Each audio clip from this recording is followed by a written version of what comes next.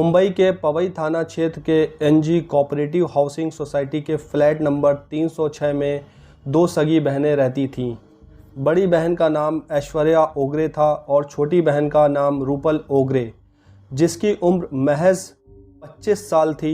दोनों बहनें छत्तीसगढ़ के रायपुर की रहने वाली थीं और रूपल एयर इंडिया में हॉस्टेस की ट्रेनिंग के आखिरी स्टेज पर थी। उसकी ट्रेनिंग लगभग पूरी हो चुकी थी और कुछ फाइनल टेस्ट देने के बाद उसे एयर इंडिया में एयर हॉस्टेस की नौकरी मिलना तय थी। बात सितंबर 2003 की है।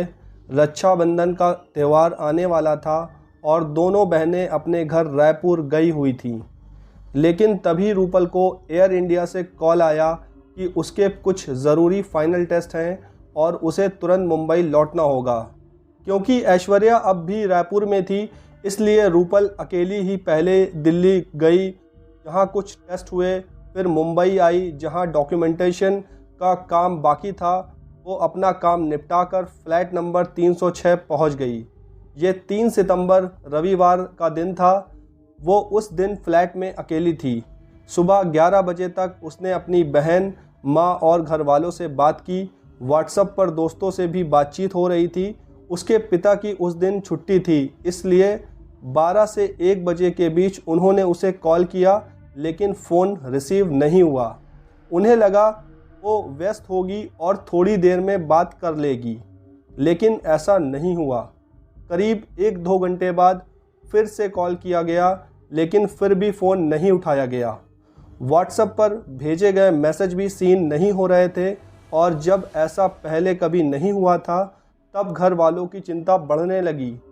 अब हर कोई उसे कॉल कर रहा था, लेकिन ना फ़ोन उठ रहा था, ना कोई जवाब मिल रहा था। धीरे धीरे दिन ढलने लगा, चिंता डर में बदलने लगी। शाम को ऐश्वर्या ने मुंबई में अपने एक दोस्त को कॉल किया और उसे बताया कि वो सुबह से अपनी बहन से संपर्क करने की कोशिश कर रही है, लेकिन कोई जवाब नहीं मिल रहा है। उसने दोस्तों से कहा कि जाकर फ्लैट पर चेक करो। उसका दोस्त सोसाइटी पहुंचा और वहां के सिक्योरिटी गार्ड को सारी बात बताई। उसने बताया कि तीसरी मंजिल के फ्लैट नंबर 306 में एक लड़की है जो सुबह से घर वालों का फ़ोन नहीं उठा रही है। गार्ड ने उसे अंदर जाने की इजाज़त दे दी। कुछ पड़ोसियों को बुलाया गया और सभी फ्लैट के बाहर पहुँचे।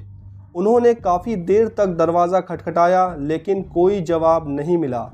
अब ऐश्वर्या को फ़ोन करके सारी बातें बताई गईं, तो उसने कहा कि किसी भी तरह से दरवाज़ा खोलो और देखो कि मेरी बहन ठीक है या नहीं। फिर सिक्योरिटी गार्ड ने फ्लैट ओनर को फ़ोन किया और बताया कि दोनों बहनें किराए पर रहती हैं। ओनर ने कहा कि पास में चाबी वाला है, उसे बुलवाकर दरवाज़ा खुलवा लो, क्योंकि वो खुद दूर है और तुरंत नहीं आ सकता। फिर एक चाबी वाला बुलवाया गया। दरवाज़ा जैसे ही खोला गया, वहाँ मौजूद गार्ड, ऐश्वर्या का दोस्त और कुछ पड़ोसी अंदर पहुँचे और सामने का दृश्य देखकर सब डर गए। कमरे की ज़मीन पर खून फैला हुआ था। सभी लोग अंदर गए और बाथरूम की तरफ बढ़े। बाथरूम में रूपल ओगरे मृत पड़ी थी। उसके शरीर से खून बह रहा था और बाथरूम का फर्श खून से भर गया था। ऐश्वर्या के दोस्त ने तुरंत ऐश्वर्या को फ़ोन करके बताया कि किसी ने रूपल को बहुत ही बेरहमी से मार डाला है।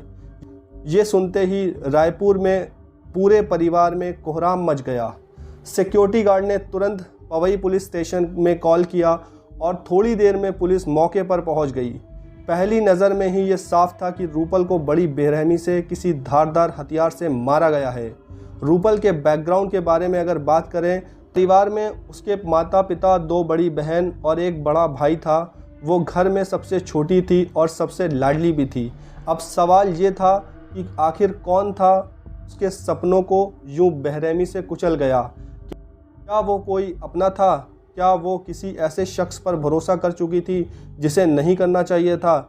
या फिर कोई बाहर का था जिसने एक गलत इरादे से दरवाज़ा खटखटाया और फिर उसकी ज़िंदगी छीन ली?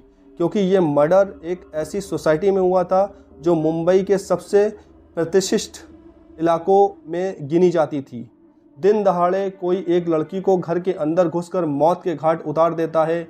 ना शोर, ना कोई चीख, बस एक सन्नाटा। पुलिस के सामने एक उलझा हुआ केस था। जांच शुरू हो गई। क्राइम ब्रांच को तुरंत एक्टिव किया गया। Forensic team, technical unit, fingerprint expert सब मौके पर पहुंच गए। उसकी बॉडी को पोस्टमार्टम के लिए भेजा गया। शुरुआती जांच में जो सामने आया वो चौंकाने वाला था। घर के दरवाजे या खिड़की पर कोई ज़बरदस्ती घुसने के निशान नहीं थे, यानी जो अंदर आया वो उसके लिए अजनबी नहीं था। या तो वो उसके परिचित था या कोई ऐसा जिसके लिए उसने खुद दरवाज़ा खोला था। उसकी गर्दन पर 2 गहरे कट थे। वार बेहद सटीक, बेहद हिंसक थे। शरीर के अन्य हिस्सों पर भी चोट के निशान थे जो बताते थे कि वो आखिरी दम तक लड़ती रही थी लेकिन जीत ना सकी। घर से कुछ भी चोरी नहीं हुआ था, ना कैश, ना गहने, ना उसका मोबाइल। इसका मतलब साफ था, मकसद चोरी नहीं था, मकसद केवल उसकी हत्या थी। पुलिस के सामने अब एक सीधी लेकिन ख़तरनाक थ्योरी थी। ये मर्डर प्लानिंग के साथ किया गया था और कातिल उससे परिचित था। अब मामला हाई प्रोफाइल हो गया तो क्राइम ब्रांच ने जांच और तेज़ कर दी। सबसे पहले पूरे अपार्टमेंट का सीसीटीवी खंगाला गया, विजिटर रजिस्टर्ड खंगाला गया। उस दिन संडे था। लगभग 35 से 40 लोगों की एंट्रीज दर्ज थी। डिलीवरी बॉय, हाउसकीपिंग स्टाफ और कुछ विजिटर्स। पुलिस ने 12 टीमें बनाई और इस केस को हर एक एंगल से खंगालना शुरू किया। हर व्यक्ति से बारी बारी से पूछताछ हुई लेकिन कोई ठोस सुराग हाथ नहीं लगा। पुलिस ने एक संभावना देखी, क्या ये रेप का मामला हो सकता है? क्या उसने विरोध किया और फिर मार दी गई? लेकिन पोस्टमार्टम रिपोर्ट ने इस एंगल को खारिज कर दिया। फिर अगला एंगल चोरी, जो पहले ही क्लियर हो चुका था। अब तीसरा एंगल बचता है पर्सनल रिलेशन। पुलिस ने उसके पेरेंट्स और ऐश्वर्या से बात की कि क्या किसी ने कभी उसका पीछा किया था, क्या कोई लड़का था जो एक तरफा प्यार करता हो, लेकिन कोई ऐसा नाम सामने नहीं आया। अब पुलिस ने रूपल का कॉल रिकॉर्ड निकलवाया। आखिरी कॉल किसको किया गया था, किससे ज़्यादा बात होती थी, उन सभी से एक एक करके पूछताछ के लिए बुलाया जाता है। उस वक्त एक और व्यक्ति मौजूद होता है, रूपल का वो दोस्त जिससे उसकी आखिरी बार बातचीत हुई थी। पुलिस उससे भी लंबा पूछताछ करती है लेकिन वहाँ से कोई भी ठोस कड़ी नहीं मिलती। अब तक जितने भी लोगों से पूछताछ हुई थी उनमें से कोई भी शक के दायरे में आता नहीं दिख रहा था। लेकिन एक बात पुलिस को अब तक साफ हो चुकी थी, रूपल की हत्या रात 11 बजे से लेकर 2 बजे के बीच में किसी वक्त हुई है। यही टाइम विंडो लेकर पुलिस दोबारा सीसीटीवी फुटेज खंगालना शुरू करती है। बिल्डिंग में उस रात इस दौरान जो भी आया गया, पुलिस उसकी हर गतिविधि को बारीक से स्कैन करती है। कई बार ऐसा होता है कि पहली बार देखने पर जो चीज़ नज़र नहीं आती वो दूसरी बार साफ दिखाई देती है। और ठीक यही पुलिस की टेक्निकल टीम की नज़र एक व्यक्ति पर टिक जाती है जो पुलिस के लिए शक की सबसे बड़ी पुख्ता वजह बनता है। वो शख्स और कोई नहीं, उसी बिल्डिंग का एक सफाई कर्मी था। नाम था विक्रम अटवाल, उम्र 40 साल, मूल रूप से हरियाणा का रहने वाला था। ये आदमी पिछले कई सालों से मुंबई में एक सफाई कर्मचारी के तौर पर काम कर रहा था। पुलिस उसके साथ साथ बाकी सभी कर्मचारियों को भी तलब करती है। सभी से अलग अलग पूछताछ होती है, लेकिन जो बात विक्रम अटवाल को संदिग्ध बनाती है वो थी उसकी ड्रेस। सीसीटीवी में वो 11 बजे सफाई की यूनिफॉर्म में बिल्डिंग में दाखिल होता है, लेकिन जब 2 बजे बाहर जाता है तब उसके कपड़े बदले हुए होते हैं। एक सफाई कर्मचारी ड्यूटी के दौरान कपड़े क्यों बदलेगा, यही सवाल पुलिस के जहन में गूंजता है। जब पुलिस विक्रम की कंपनी से इस बारे में पूछती है तो उन्हें बताया जाता है कि कर्मचारियों को कपड़े बदलने की इजाज़त नहीं होती है। यहीं से पुलिस को अपना पहला ठोस सस्पेक्ट मिल जाता है। विक्रम को पूछताछ के लिए थाने बुलाया जाता है। जैसे ही सवाल जवाब शुरू होते हैं, विक्रम के चेहरे का रंग उड़ने लगता है। पुलिस गौर करती है कि उसके हाथ पर बैंडेज है, गर्दन पर खरोच के निशान हैं और जब शर्ट उतरवाई जाती है तो उसकी कमर पर भी चोट के ताज़ा घाव नज़र आते हैं। पूछने पर वो बताता है कि वो सफाई करते वक्त फिसल गया था, लेकिन पुलिस को उसका जवाब और बॉडी लैंग्वेज दोनों ही बनावटी लगते हैं। उन्हें यकीन हो जाता है कि विक्रम इस केस की गहराई में शामिल है। जांच जैसे जैसे आगे बढ़ती है, पुलिस विक्रम की पत्नी से भी पूछताछ करती है, जो उसी बिल्डिंग में घरेलू सफाई का काम करती थी। उसकी बातों से पुलिस को एक और बड़ा संकेत मिलता है। वो बताती है जिस दिन रूपल की हत्या हुई थी उस दिन संडे था और वो घर पर थी, लेकिन उसका पति 2 बजे के करीब जब वो वापस लौटा तो उसने खुद अपने कपड़े धोने शुरू कर दिए।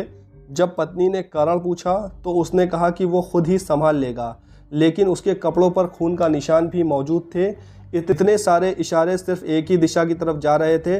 पुलिस जब विक्रम से दोबारा सख्ती से पूछताछ करती है तो आखिरकार वो टूट जाता है और हत्या की बात कबूल कर लेता है। वो बताता है कि 3 सितंबर 2023 को वो सफाई करने के लिए बिल्डिंग गया था और उसे रूपल ने अपने फ्लैट के बाथरूम की सफाई के लिए बुलाया था, क्योंकि वो टॉयलेट जाम हो गया था। लेकिन इस बार विक्रम सिर्फ सफाई करने नहीं गया था, वो अपने साथ एक धारदार चाकू भी लेकर गया था। उसी चाकू से उसने रूपल को बेरहमी से हत्या कर दी। रूपल ने खुद को बचाने की हर संभव कोशिश की। उसी झड़प में विक्रम को भी गंभीर चोटें आई, जिसके निशान उसके शरीर पर साफ दिख रहे थे। उसके हाथ में बैंडेज, गर्दन पर खरोच और कमर पर निशान, ये सभी उस संघर्ष की गवाही दे रहे थे जो रूपल ने आखिरी दम तक लड़ी थी। लेकिन बड़ा सवाल ये था कि विक्रम ने ये सब आखिर किया क्यों था। पुलिस ने यही सवाल सामने रखा तो विक्रम ने जो कारण बताया वो सुनकर भी यकीन करना मुश्किल होता है। वो कहता है कि रूपल उसे सफाई को लेकर अक्सर टोकती थी, साफ सफाई पर तीखी टिप्पणियां करती थी, डांटती थी। इसी बात को लेकर दोनों के बीच पहले भी कई बार कहासुनी हुई थी। पड़ोसियों ने भी पुष्टि की कि विक्रम और रूपल के बीच अक्सर झगड़ा होता था और हत्या के ठीक 2 दिन पहले यानी 1 सितंबर को भी दोनों में बहस हुई थी। इसी झगड़े के चलते विक्रम ने रूपल की जान ले ली। ये समझ पाना भी बहुत मुश्किल है कि कोई इंसान इतनी मामूली सी बात को लेकर किसी की हत्या कैसे कर सकता है, लेकिन विक्रम का यही कबूलनामा था। इसके बाद पुलिस ने उसे अरेस्ट किया और सारे सबूत इकट्ठा किए और अदालत की कार्रवाई के लिए भेज दिया। लेकिन इस केस में एक और चौंकाने वाला मोड़ तब आया जब विक्रम अटवाल ने जेल में बाथरूम के अंदर अपनी ही पट्टियों से फांसी लगाकर ख़ुद को ख़त्म कर लिया।